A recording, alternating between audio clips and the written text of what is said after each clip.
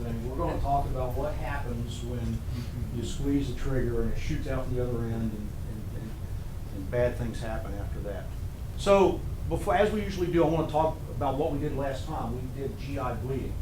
And even before we do that, I want to remind you guys about heat. Now, I've done heat injuries lecture a couple times, but this is a great time, it's a great day, not only for anybody that works outside, but for everybody in this room to get a heat injury. And so, anybody that works in the trades and has to work outside, whether that be bricklaying or lawn mowing or whatever it is at risk right now.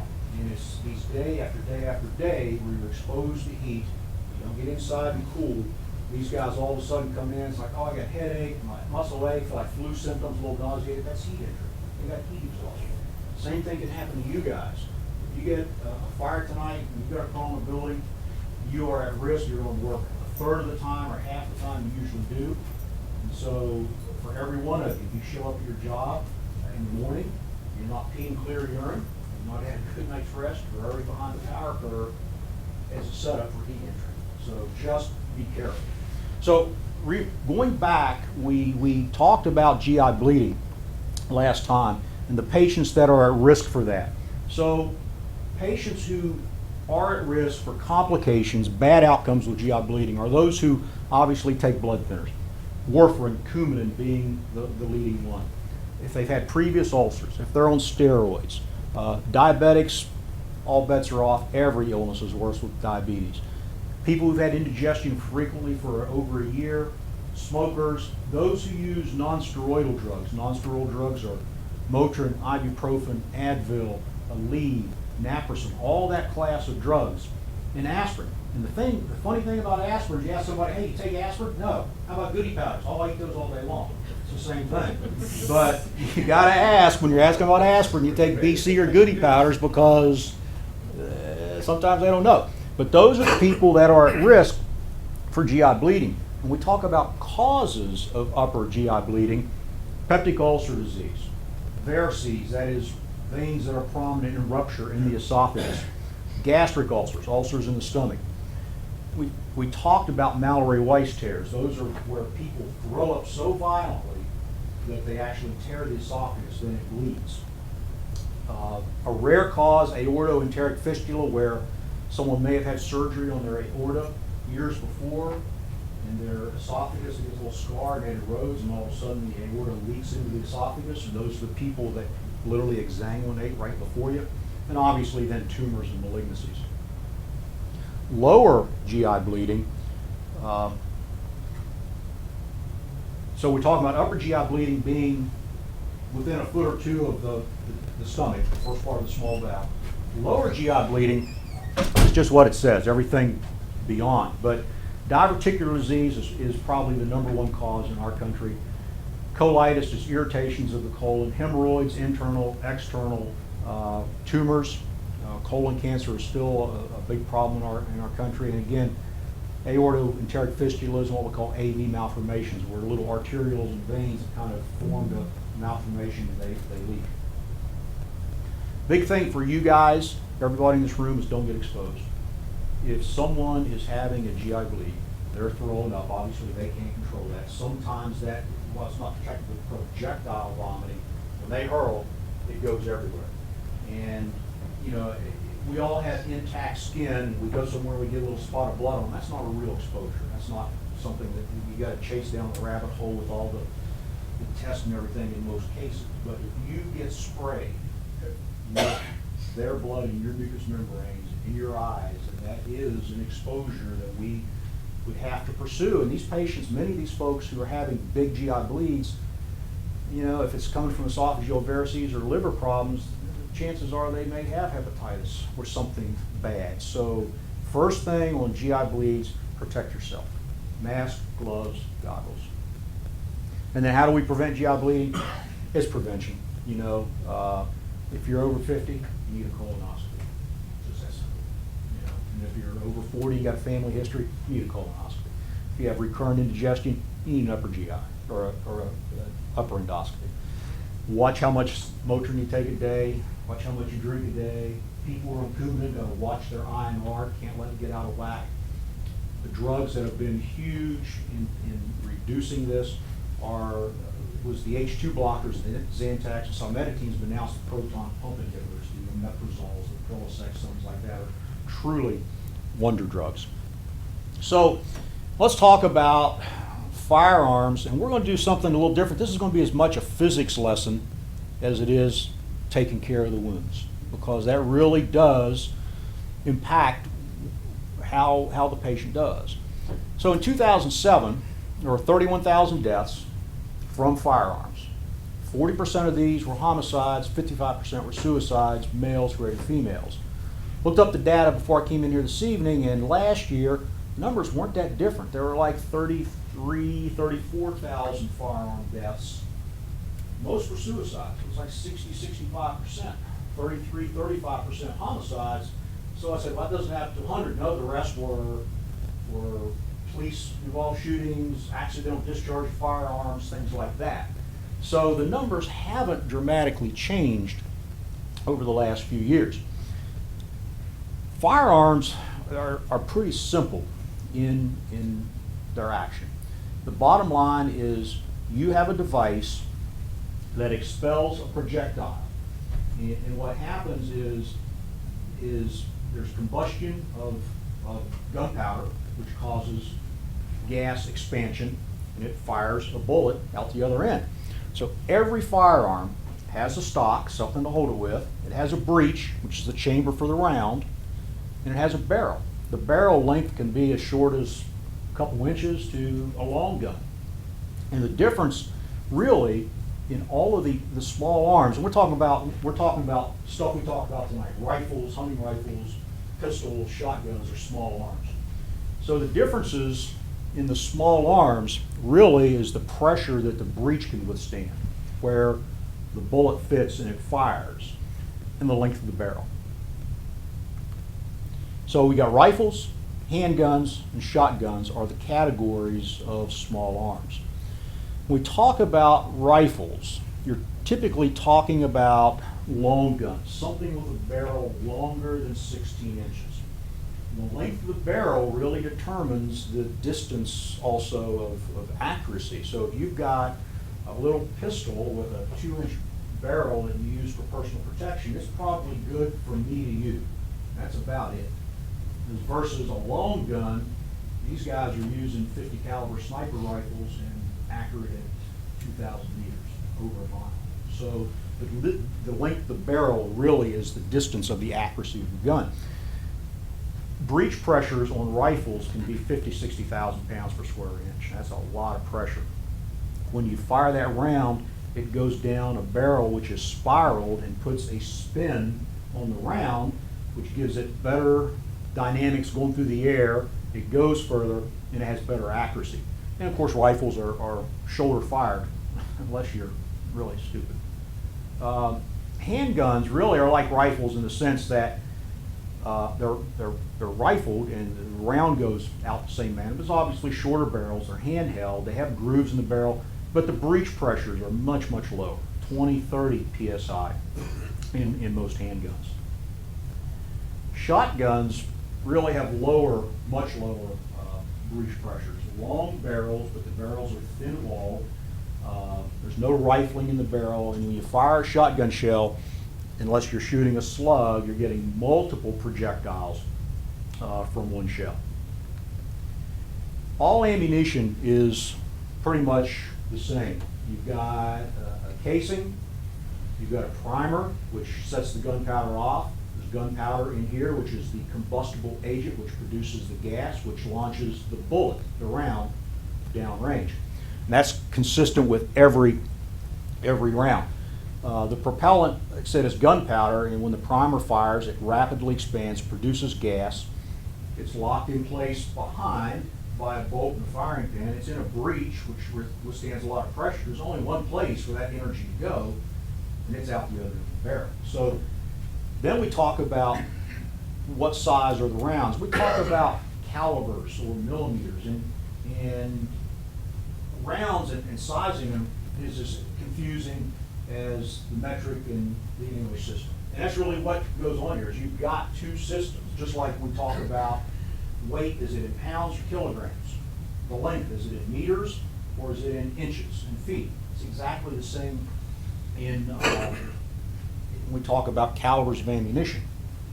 One is in proportions of an inch, the other is in millimeters. So if you look at a 22 round, and this is a long barrel 22, 22 means it's 22 1/100ths of an inch in diameter. So then a 45 is 45 1/100ths of an inch in diameter. Then you pick up something like a 9mm, and it's just that, it's 9 millimeters in diameter. A 5.56, which is the round that we hear the most about, 223s, 5.56 is 5.556 millimeters in diameter. That's typically the round that you see with AR-15s, M16s. Now what's interesting is if you look at the round of an AR-15, an M16, the diameter of that round is exactly the same as a 22. So a 22 1/100ths of an inch is the same diameter as a 5.56. The difference is, as you can see, is what propels it down range. One's on steroids. Yeah, this one's on steroids, but the diameter of the round, the hole that it makes, in theory, is the same. We're going to talk about that in just a few minutes.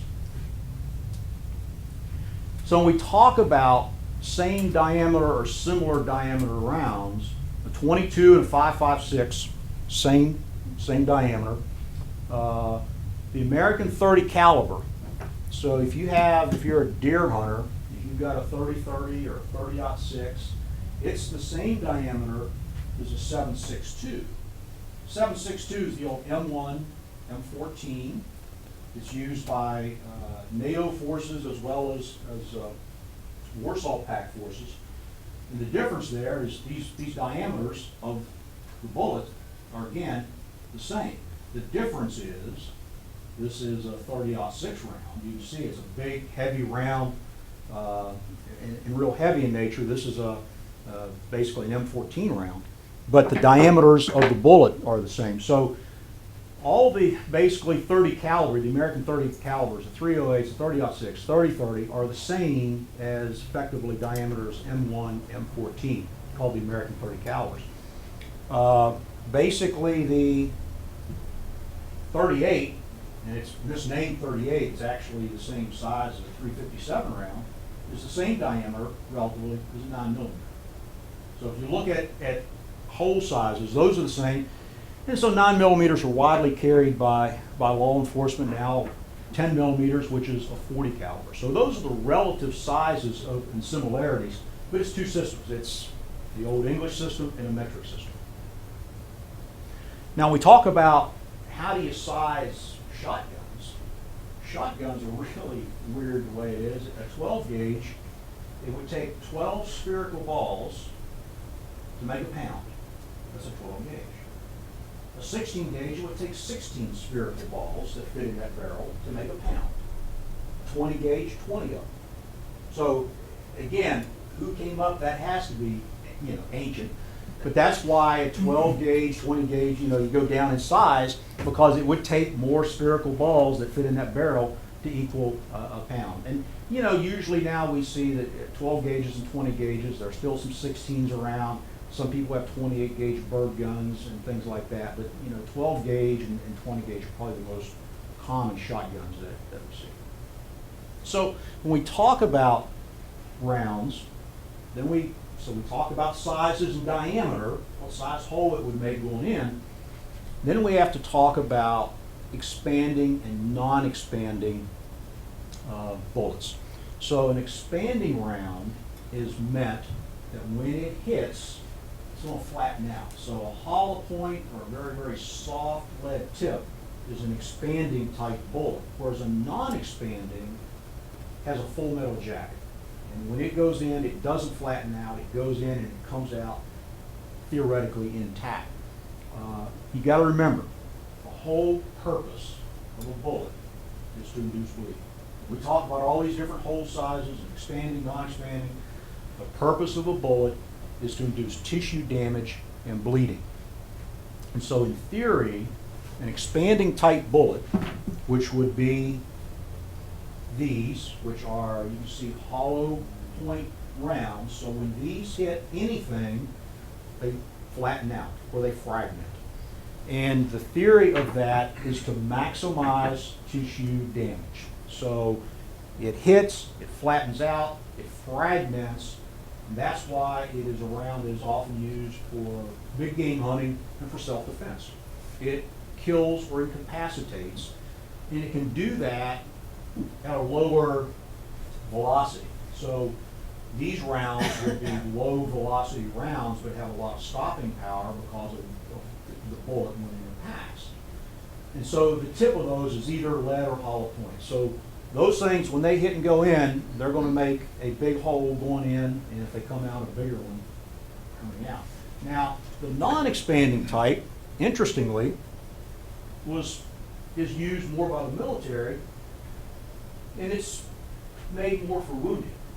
Why would the military be interested in wounding versus killing? Interrogation.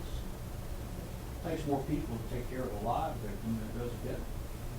Think about that strategically. If you're talking about on the battlefield, the guy gets killed, he doesn't need anybody to take care of him. Someone gets wounded, there's a certain number of support that needs to go to that. So that was one of the thoughts there. The other is that full metal jacketed rounds can be smaller. This is a relatively small round. It can be a lighter weapon. This full metal jacketed round doesn't leave a lot of residue in the weapon, so it doesn't jam and need cleaned as much, and it's more wounding versus killing. So this is the non-expanding type, like nice sharp point, full metal jacket, theoretically goes in, comes out intact. And then we talk about shotgun shells, and you've got birdshot, buckshot, slugs. Birdshot is multiple tiny, typically lead.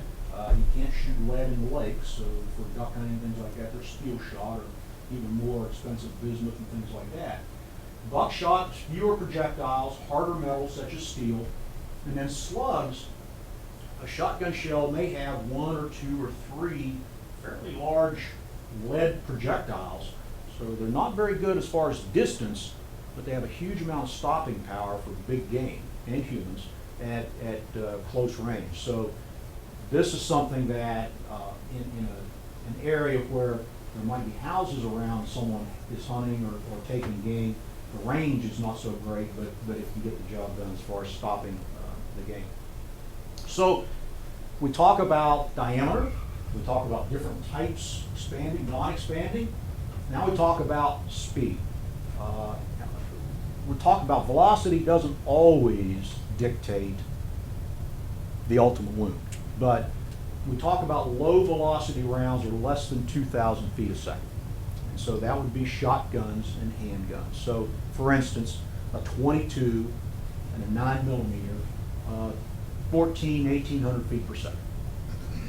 High velocity is more than 2,000 feet per second. This is typically a rifle. So a 30-30, 30-06, 23, 2,900 feet per second. M16 AR is extremely high muzzle velocity, greater than 3,100 feet per second. And this really is that weapon's claim to fame, is the muzzle velocity and the wounding or the killing ability because of that. So we're going to talk about now the ballistics, the internal, the external, and the terminal. I always thought terminal is kind of a appropriate name to use when we talk about it, but the internal ballistics talk about what happens from the breech to the end of the barrel. So a round goes in, it's chambered, it's locked in place by the bolt, it's fired, and then there's a huge amount of breech pressure which is kept in place, and there's only one place for that projectile to go, and that's down the barrel. And the breech pressure and the energy that happens is what differentiates weapons. We talk about the physics when a round is fired, depending on how much propellant has been used, there's a lot of energy put into that round, which is going to dictate how far it's going to go. And so the faster a round gets to the target, the more energy it has, the more accurate it's going to be, and the more stopping power it's going to have. And so one of the things that you always consider is your distance from where it was fired, how much energy it has left. So internal ballistics is from fire to the end of the barrel. The external is from the end of the muzzle to where it ends up. Everything drops at the same rate. If I drop this remote control, if I drop one of these rounds, it drops at the same rate. The thing is, when it's fired out of a weapon, it's dropping at the same rate, it's just going to land way, way down range rather than right here.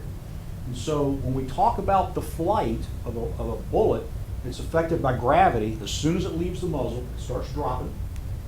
And all objects drop at the same rate. Where they land is a function of how fast it gets out there. And the other thing that it's fighting is drag. As it goes through the air, there's resistance to its flight. And so the resistance to going through the air and cutting through the air slows it down. Windage can determine where it ends up. And that really is then dependent on the shape of the bullet. And then we talk about terminal ballistics. This is what we get to in this talk, is what happens when that round then strikes tissue, human tissue, for instance. Two things happen. You get a permanent cavity, and you get a temporary cavity.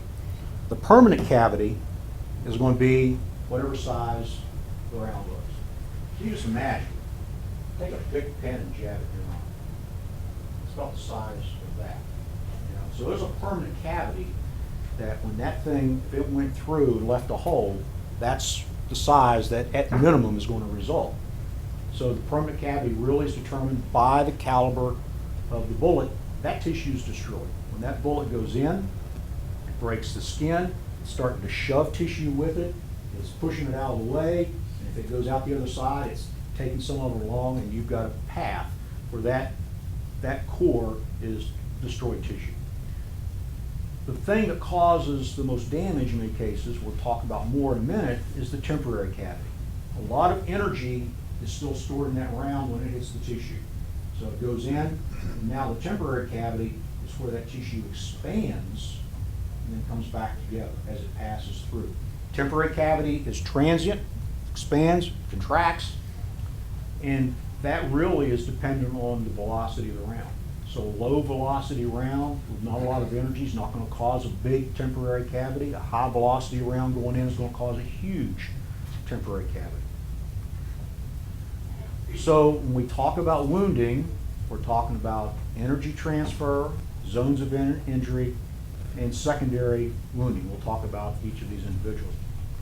So energy transfer is huge. If I toss this round at you right now, it's not going to do anything. There's no energy in it. On the other hand, if it's fire and there's a lot of energy, that energy is going to be transferred when it hits you.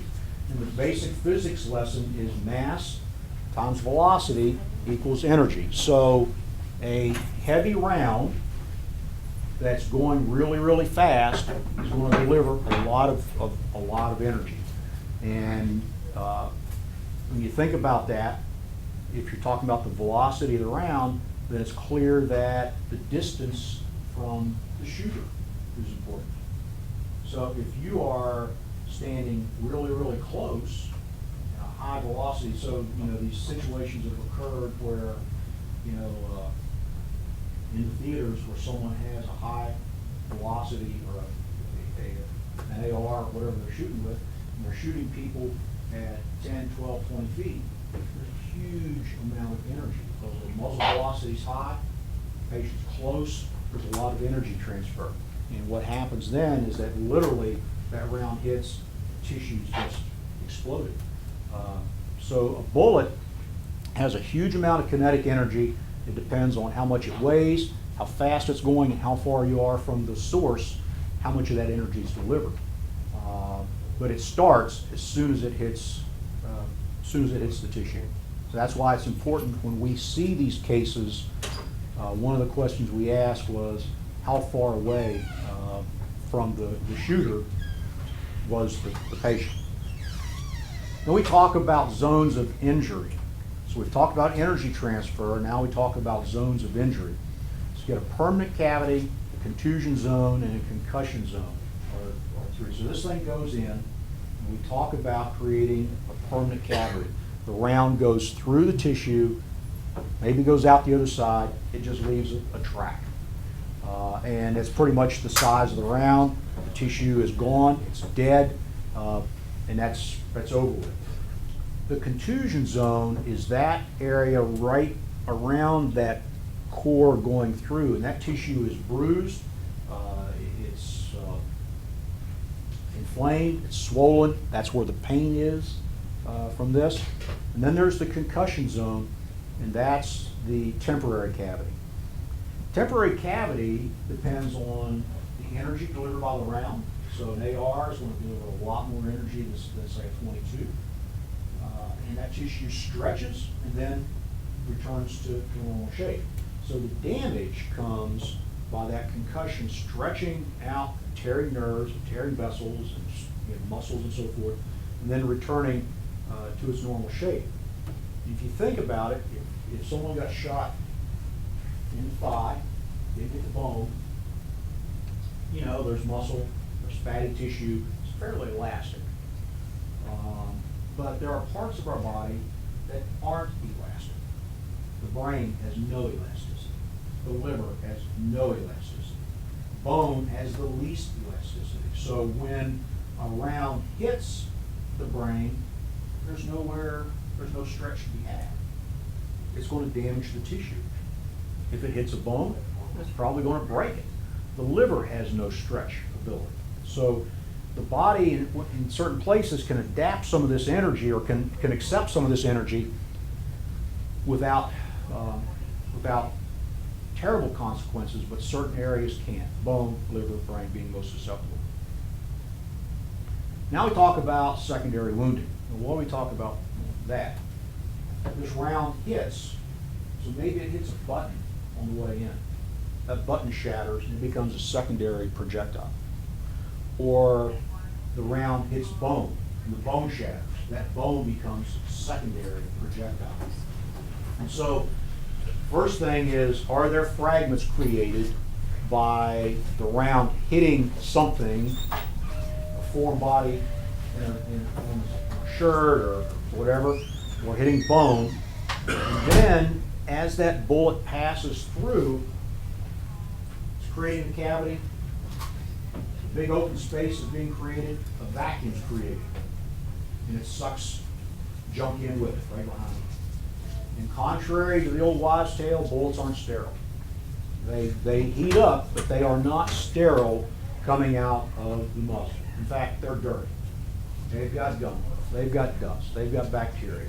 Now it hits the skin, and it takes part of a shirt or part of the pants and everything else in with it, and it creates a cavity, and it sucks all that stuff in right after. So secondary wounding is really due to all of these things, and is where a lot of the contamination comes from. So we've talked about it, and this is just so important, is that wounds are the result of transfer energy. So light bullet, low speed, not a lot of injury. Heavy bullet, high speed, a lot of energy, a lot of damage. I mean, think about, we're not talking about tonight's talk, we're not talking about explosive rounds and artillery rounds. But remember, if you've been to an old battlefield, Revolutionary War, Civil War, you see the old cannons. And you see cannonballs.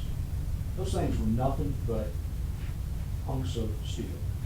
So the average Civil War cannonball is 12 pounds. It's like a bowling ball, small. That cannon could launch that round a mile downrange, and it was launching it at 1,400 feet to 1,800 feet per second. So about the same speed as a 9mm. So think about how that thing do damage.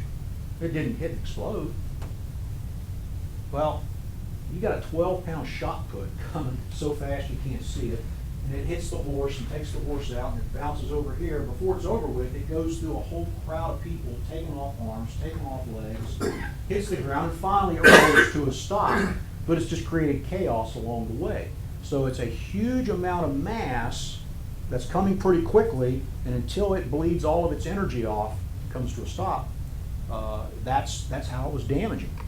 And that's the claim to fame of the M16, that was a weapon that was lightweight with a exceptionally high velocity round that had a huge amount of wounding power.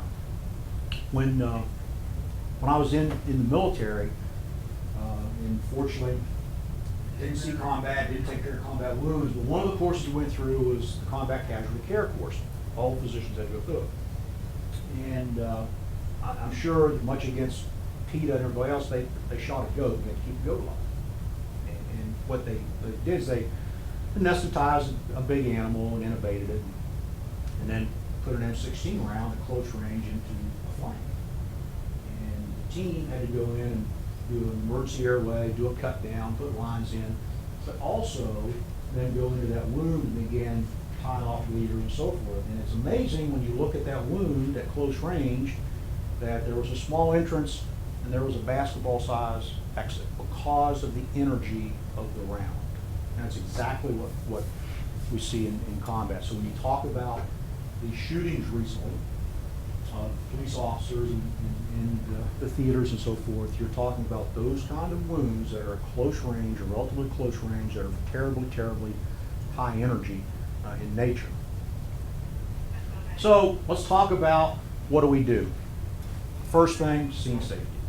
I mean, you'd be remiss to say we talk about wounds, but absolutely, positively, we got a call right now for a shooting scene and people down. First thing you got to do before you roll in there is you got to make sure that you're not the next victim.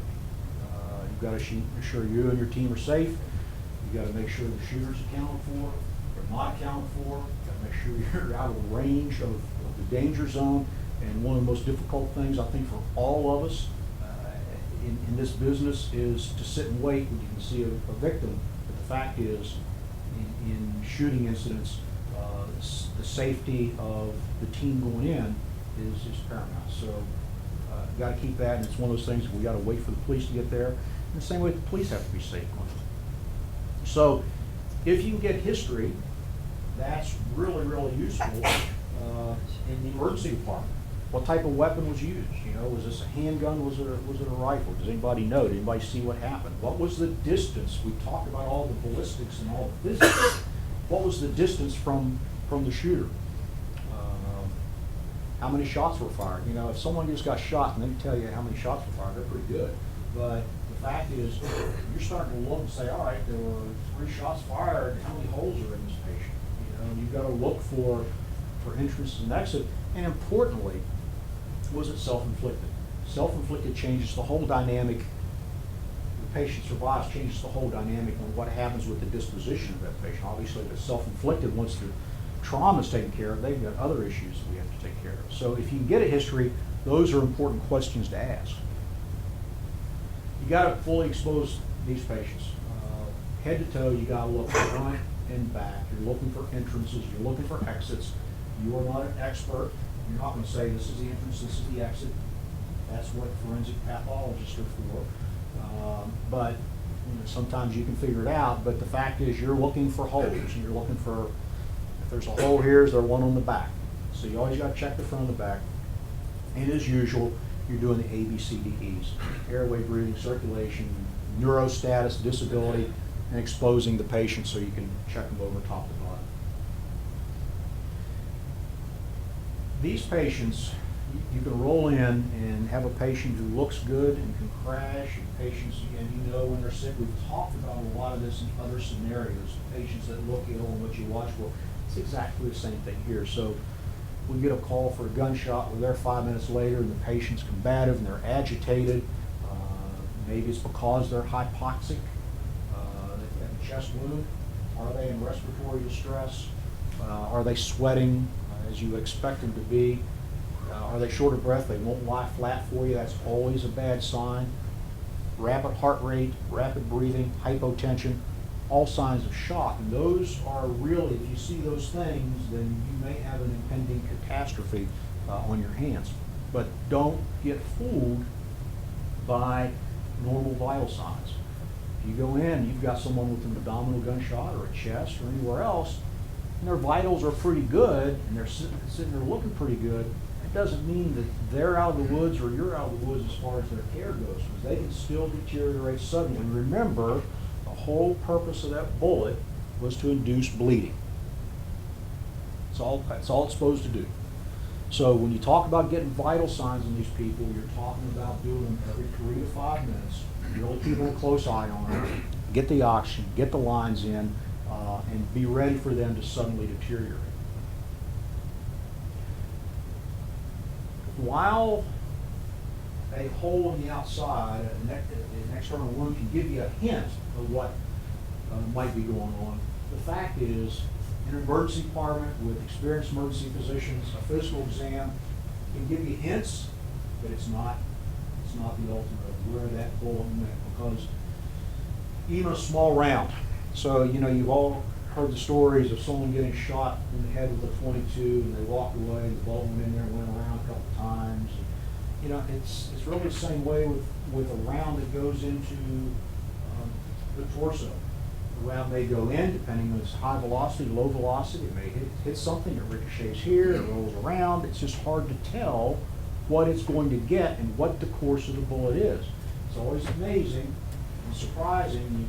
You get an x-ray, you have somebody with an abdominal wound, and you get an x-ray and the round is in their shoulder or somewhere else. Like, how in the world did it clear up there? Well, that's what happens. So small external wounds can be deceptive, and there can be huge amount of underlying tissue damage which doesn't show up on an external physical examination. And again, a high velocity round, which is creating these big cavities, temporary cavities, can cause even more damage. So let's talk about specific wounds. So gunshot wounds to the head. 36, so between 30 and 40% of these are dead at the scene. They never make it on the scene. 3/4 of them die within 48 hours. So gunshots to the head have a high mortality. A lot of the gun laws today are based on Brady law. The guy, in fact, who's supposed to get released, Hinckley, shot President Reagan. He also shot Jim Brady in the head. And Brady was the press secretary. He survived. He survived and lived a somewhat functional life, but he was one of those rare survivors. I forget what the caliber of weapon that Hinckley used. It was small caliber. It was I think it was a 22 or 25. So it wasn't, big high velocity rounds. But the key is head injuries are fatal in a vast majority of patients. The take-home points of a gunshot wound to the head, if they are alive when we get to them, we really have 2 goals. Avoid hypoxia and avoid hypotension. We want to keep the blood pressure around 90.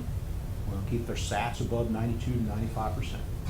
It's been proven that patients who do survive and leave the hospital have not, the ones who get hypotensive, drop their blood pressures for too long, and get hypoxic, have bad outcomes. So if we do nothing else, that's what we can do for this patient with a gunshot wound to the head. We talked about the brain is inelastic. The brain is heavy, it's compact, it's sitting in a container where there's not much space.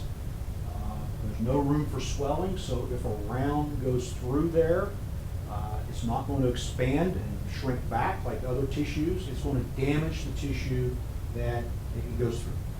And a small caliber wound, a .22, can be devastating. Can be absolutely devastating. And if the patient survives, then where that wound occurred really can dictate what's affected. So if someone gets a frontal lobe, they may have personality changes, memory loss. Other parts of the brain stem, obviously, they're probably going to be dead. But depending on where that wound is, will depend on the functional problems going forward. Neck wounds are really, really problematic. We talk about the neck, we all say, oh, neck's here. The neck, by definition, is from the sternal notch up to the angle jaw. And there's 3 zones, which, I learned some point in residency and forgot. But the point is that the neck is a container and it's tightly packed with everything in there's life. You got the airways, you've got the esophagus, the great vessels. So you've got two carotid arteries, you've got two vertebral arteries, you've got jugular veins, you've got the spinal cord, you've got major nerves. There's just no room for anything to go wrong in there. So when someone gets shot in the neck, it can be a real problem, because the first thing is in the field, this may become a difficult airway. If that patient got hit where they did a partial transection of their trachea, or they've got swelling that's compressing it, you may not be able to get the tube in. So everybody who's got a wound in the neck has got to be on your radar list of someone you may have to do a surgical airway on, Bill Cripe. Neck wounds are all need look at a trauma center. If in the old surgical dogma was basically anything that penetrated the skin, and right under the skin is a real thin muscle called the platysma. If it penetrated the platysma, it needed explored, basically in the operating room in many cases. So neck wounds can be problematic, particularly for the airway. When we talk about chest wounds, we talk about the box being basically the level of the clavicles, down to the nipples, to the level of basically the bottom of the ribs. So this square right here that on all the targets is what you shoot at. But that's where the heart, the aorta, vena cava, the lungs, the airways, lots of really important structures. When I was in South Carolina, I was working at 3 o'clock in the morning, emergency department. The guy comes in with a single gunshot wound right here. It's like it could not have been put in a more perfect place to kill. He was alive. So, intubating, get the lines in, take a chest x-ray, and tech brings the chest x-ray open, throws it up on the board, and I said, you got it backwards. He says, no, I don't. It's correct. This guy is one of the rare cases that had situs inversus. So his heart was on the right, his aorta was on the right. So he got shot in the right place, but his organs were in the wrong place, and he survived. Right. And the funny part is the surgeon came in, and we're all kind of laughing about it. It's like, yeah, this is pretty cool. Surgeon comes in, he started, I said, what are you thinking about? He says, I'm trying to think backwards. How am I going to get in there? Everything's going to be in reverse. But you talk about gunshot wounds to the chest, there are just all kinds of things that can go wrong. When you talk about rib fractures and flailed chest, that would be someone who got off lucky if they got shot in the chest and came away with nothing but that. The cardiac tamponade, you nail the heart and the pericardial sac fills up with blood and it can't compress. Cardiac lacerations, obviously wounds to the heart, pneumothorax, air in the chest, blood in the chest, hemothorax, pulmonary contusions, lacerations. Most of these people, if they're shot in the chest, are going to end up pretty rapidly, in many cases, getting chest tubes when they get to the emergency department pretty quickly, because the whole goal would be get the blood out of the chest so that you can aerate the lungs again. So in the field, again, this is something that in most cases you've got an open wound, you don't have a tension, but theoretically you could still do it in some cases. So needle decompressions may have to happen. We fluid resuscitate these folks, but permissive hypotension. So again, blood pressure at 90 is about the area you want to be. The old days, tourniquets were out, two units or 2 bags of lactated ringers, get the blood pressure up. Now, not anymore. Tourniquets are back in. Blood pressure at 90 is good.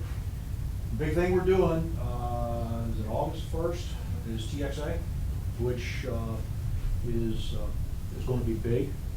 So TXA is a product we've talked about in previous lectures, but basically it stops the breakdown of clots. So if someone is injured, they have a clot sitting on the end of a vessel. Why we don't blow a bunch of fluid at them real quick, as we may knock that clot off. The other thing is TXA then stops the body. Clots in the body, there's a process that starts breaking them down. Clots shouldn't be there. And so TXA stops that process. It doesn't cause clots, it stops the breakdown of clots. So we will have TXA available in the next week or two, and we'll talk about that in the protocols in just a minute. When these patients get to the hospital, they're probably going to get blood products. Bottom line is, if they've got a chest wound, they need to be at a trauma center. Abdominal wounds, injuries in the right upper quadrant, you got to think of liver, left upper quadrant spleen, both of which will bleed a bunch. Anything in the midline can be the aorta. The aorta comes down to about the level of your umbilicus, and right above that it branches, goes down and becomes the iliac and the femoral arteries. So get hit in here, you can the aorta, then down through here you've got big vessels that are the size of a garden hose in some people. If you get shot in the abdomen, you're probably going to have bowel injuries. You can have injuries to the kidneys as well. Small bowels most commonly injured, as you expect. It's tightly packed in there. When you open up the bowel to a wound, then stuff spills out of the bowel and into the abdominal cavity, which was previously sterile. Now it's not, so you get peritonitis and infection, so that's a complication. But what's interesting is that many wounds to the chest, to the lower chest, will get the diaphragm and the abdomen, and many wounds to the abdomen will also end up nicking the diaphragm and causing something up in the chest. So you can't assume that because a patient got shot down here, they don't have something going on in their chest as well. So, patient gets shot and they throw up blood. You got to think, all right, do they have something in the gastric or esophageal area? If they're spilling blood out the rectum, do they have a colon injury or a small bowel injury? You know, we're probably not going to have them peeing, but you know, if we get them in the ED and we put a catheter in, there's blood in your urine, you got to think of kidney and bladder injuries. Interesting is flank bruising. So the patient gets shot and all of a sudden they show up with a big bruise out here on their flank on either side. That indicates that they've got bleeding in the back of the abdomen in an area called the retroperitoneum. And it's just like the bleeding in the outside of the abdominal cavity but in the thorax, and what you're seeing is the bruising on the flank. Whenever someone gets shot in the abdomen, you always want to check their lower extremities. If you strip them down, cut their pants off, they've got a cold leg, you've got to think that they nailed one of the major arteries going south. Extremity wounds, think of long bone fractures, nerve injuries, compartment syndromes. Interesting, we've talked about high velocity rounds, low velocity rounds. Shotguns have the highest mortality. But all the weapons we've talked about, and I didn't bring shotgun shells, but all the weapons we've talked about, they have the highest mortality. Because typically, they're close in, there's a lot of energy coming out. The shotgun sends a lot of BBs, which comes out as a small, and then it simply starts spreading, and it loses energy quickly. So if you've ever been in a field bird hunting and someone's shooting across the way, all of a sudden you hear stuff splattering around you. That's BBs coming out of the air. They're harmless at that point. On the other hand, from here to here, they're pretty harmful. And so shotguns have higher mortality than handguns and rifles and cause a lot more problems. So we talk about things can happen, lots of energy transfer, lots of wound contamination, comminuted fractures that hit a bone and just shatter it. And then down the road, swelling, what we call compartment syndrome. So as the patient's recovering, the swelling of the tissues basically causes impingement of circulation and nerves, and it's really problematic. So when we talk about upper extremity wounds, shoulders account for about 10% of the wounds, which is not too much. But if you get shot in the shoulder, there's a 25% chance you're going to injure a major vessel. There's subclavian arteries, and other important things. So if you're getting shot anywhere in this area, you've got to think you've got the dome of the lung, you've got big arteries up there. Forearm wounds are problematic because you typically have fractures, and you get a lot of arterial and neurovascular injuries there. So in fact, 80% of them have an artery involved. Tourniquets fell out of favor many, many years ago. Now they're life-saving. They're carried by every combat medic. You know, if someone gets shot and they are squirting blood, they simply get a tourniquet put on, ratchet it down, twist it, and tie it. That bleeding's taken care of until we do something else about it. So for extremity wounds, particularly multiple extremity wounds, getting the bleeding stopped is I'm not saying easily done, but most appropriately done by tourniquet. Lower extremity wounds, think about the highest rate of fractures in the femur and the tibia. Now you think about where problems can come. Yeah, you get hit in the femur, you fracture that. Remember, a femur fracture, just say a simple femur fracture, a guy gets hit by a car out here and has a closed fractured femur. You lose 2 units of blood in the soft tissues there in no time at all. Not only is it a painful injury, it can be a deadly injury. So now we're talking about an open wound with a fracture. Tibias, lower extremity wounds, gunshots typically fracture as well. The problem comes if you really get into the joints. So if you get a hip wound, or you get knee wounds, when you get into the joint space, now you've got not only fracture, you've got a dirty bullet, you've got an area that doesn't have a good blood supply, infection rate's high, and it's a real problem. Pelvic wounds, anything in the pelvis, injury-wise, can be devastating because not only do you have big vessels, you got all these veins, and there's no way of compressing.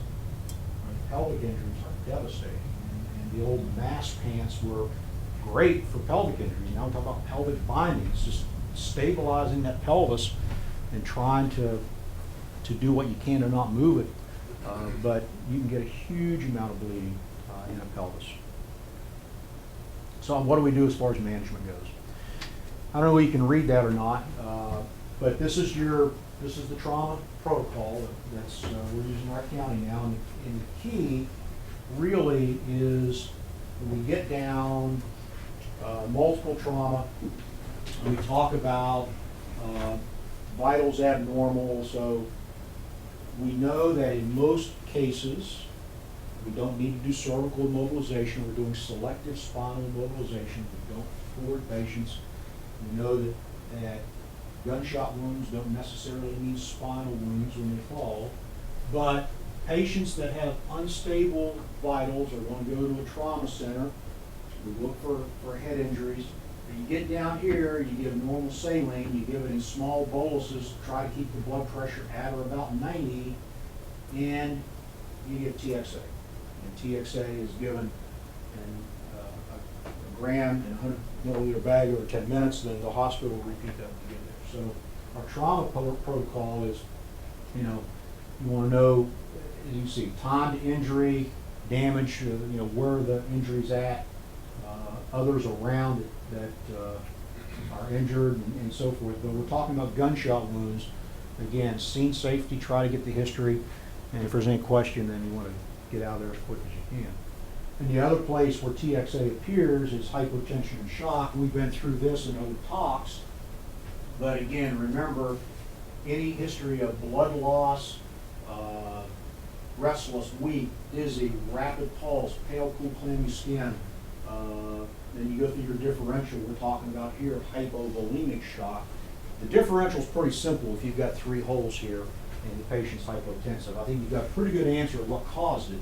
Now the question is, what do you do about it? You get down here on the hypovolemic side, exactly the same thing. IVs go in, try to get the blood pressure at or about 90 when the patient gets TXA. So, in summary, scene safety is number 1. Always, always, always scene safety. Airway, be ready for a surgical airway, particularly with neck wounds. Breathing, every case, get the oxygen on. Circulation, permissive hypotension, blood pressure of 90 is pretty good. Look for the disability, look at the neuro exam, check out where they're at, how they're progressing. Expose them, check them front and back in every case. IV access, supplemental oxygen, frequent vitals. They've got to go to a trauma center. And again, how we get them there is up to the scene. We call them aircraft, if we're taking them by ground. I will reiterate, helicopters are not a lot of use unless they're sitting there, blades turning, when you're ready for the patient to go. Otherwise, where we're at in that kind of gray zone, you've really got to weigh what's the fastest from where you're at to getting that patient in that trauma center. And then tourniquets for extremity bleeding. Questions? You just hit on a great subject. Well, I scheduled this and I thought we had a tragedy in this county 2 weeks ago. We've had tragedies in Baton Rouge, we've had in Dallas. And it's something that's not foreign to what we do. So as far as the helicopter, who can call for it? Because now we're under the assumption we have to wait for the medic to call for it, not not someone on the scene. That we have a first responder on the scene and got 5 minutes, can get a 5-minute head start on getting an ambulance in the air. Problem with the helicopter, and I'll reiterate it, is I don't care what they tell you, it takes a few minutes to get up. And having done that, you get the call, you gotta check the weather, you gotta do this, you gotta do that, you gotta turn blades, get off the ground. So it's not like, if they're up flying around, that's simple. But the other thing that has happened is many times we take a unit, we'll stop at we've transported for 5 or 10 minutes, now we stop and we make that transfer to the aircraft. How long does that take? I'm not saying that don't ever use a helicopter, that's not my point. I'm just saying you've got to think about where you're at. Everybody knows the running times to the trauma centers. You just got to weigh, all right, is this a vet? There's no question if you've got an entrapment, it's going to be 30 or 40 minutes getting that patient out of there. Gosh, yeah, if the aircraft can be sitting there turning when you're ready to go, that makes sense. Case like this, gunshot happens down here on the boulevard and we roll in, and the whole thing is, again, things that have changed over the years.